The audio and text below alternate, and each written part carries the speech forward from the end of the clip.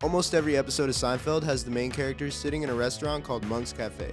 Some people might not know this place exists in real life. It's called Tom's Restaurant, and it's on the corner of 112th and Broadway in Manhattan, smack in the middle of Columbia University's campus. It's also the namesake of the Suzanne Vega song Tom's Diner, which if you don't recognize by the song name, you might know as a song that goes dun, dun, dun, dun, dun, dun, dun, dun, dun, dun, dun, dun, dun. It shouldn't be a surprise that one diner held that much cultural significance. Since the 1950s, diners have been a staple in American culture. Think about some of your favorite TV shows.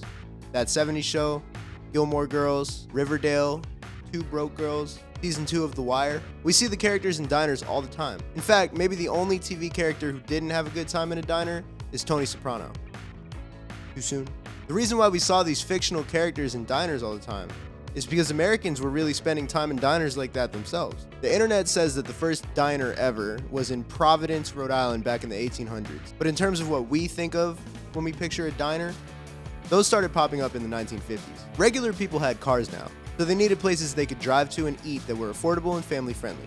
What's great about a diner that's done well is that everyone in the family can get something they want. The kids will ask for burgers, milkshakes, chicken tenders, fries. Parents can get a steak or maybe a salad if they're trying to be healthy. You can come for breakfast, lunch, or dinner, and in some cases the diner might be open 24 hours. Diners remained one of the most popular options for Americans to eat out at for the rest of the 20th century, even with the rise of competitors like big fast food chains and casual sit-down dining chains like Applebee's, TGI Fridays, and Chili's. But things have started to change. A 2015 article from Crain's New York Business cited that diners had seen a 60% drop in popularity over the last 25 years. And to them, this was due primarily to rising rents as well as younger people seeking out healthier food options. That article now is 8 years old, and in my eyes, the decline has only sped up. I can give you a tour of my neighborhood, Astoria, Queens, which once might as well have been the diner capital of the world. Here was the Rainbow Diner, which was my favorite as a kid. They used to name the kids' menu options after cartoon characters. When I was still in elementary school, it closed and became a more hip gastropub, which only lasted for a few years, and that closed and became a 7-Eleven, which closed in the last year or two. My dad's dentist is on the second floor. On the same block, the Keystone Diner was right here. This place closed at least 10 years ago. Honestly, this place was mid, and it was eerily dark in there anyway, so good riddance. Right across the street was the Tasty Corner. This place was a solid alternative to the Rainbow Diner after that closed. However,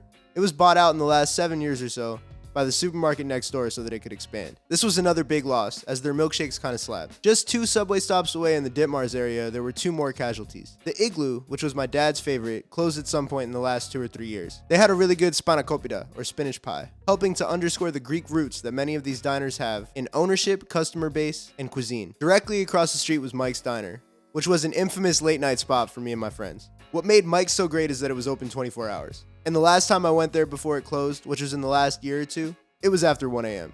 That trip really highlights what makes diners so great. Between the 4 of us, we ordered pasta, pancakes, a burger, and a bunch of fried appetizers. It was basically the culinary version of the when you and your homie are riding different waves but the love is still there. One of the great things about diners is that you don't have to argue about what kind of cuisine you want. Are we gonna do Indian tonight? Are we gonna do Thai tonight? How about all of it at once? Just go to a diner and everyone can order whatever they're feeling. The flip side is that there is a place that'll probably do that thing you're ordering a little bit better because it's their specialty. But where else can you and your homies all eat totally different foods at the same time together? Maybe the mall food court, but that's also disappearing, so yeah. Diners sound pretty great. So why are they disappearing? Is it because restaurants have such a high turnover rate in the first place? A restaurant staying open for longer than a year means they've already beat the odds. Up to 90% of restaurants close during their first year of operation. 70% of those that do survive will close within the next 3 to 5 years. That any of the fallen diners in my neighborhood and across the world were able to survive is a huge achievement. Are rising rents in New York City the reason why I'm seeing this personally? New York itself is already a hard place to succeed for any kind of small business, let alone a restaurant. The July 2022 closure rate for New York small businesses was 28%, which is significantly higher than the 20% rate for the United States as a whole. Just like how people tend to come and go through this city like a whirlwind, so do the businesses those people frequent and run. Also, growing up in Astoria, Queens, a rapidly changing neighborhood, am I just watching the old guard fade away to be replaced by these new fast casual restaurants for yuppies? In my neighborhood, the average rent for a 1-bedroom apartment has gone from $2,075 in 2013 to $3,000 this year in 2023. People are being squeezed out, and not just as residents, but as businesses and business owners too. Small businesses are slowly being replaced by bigger chains that are focused around convenience. Is it because people have become more health conscious? A Harvard study in 2019 found that from 1999 to 2016, participants improved on the 100-point healthy eating index, thanks to higher intakes of high-quality carbohydrates, such as whole grain, plant protein, such as whole grains and nuts, and unsaturated fats. I'm not really ordering any of those things at the diner when I go.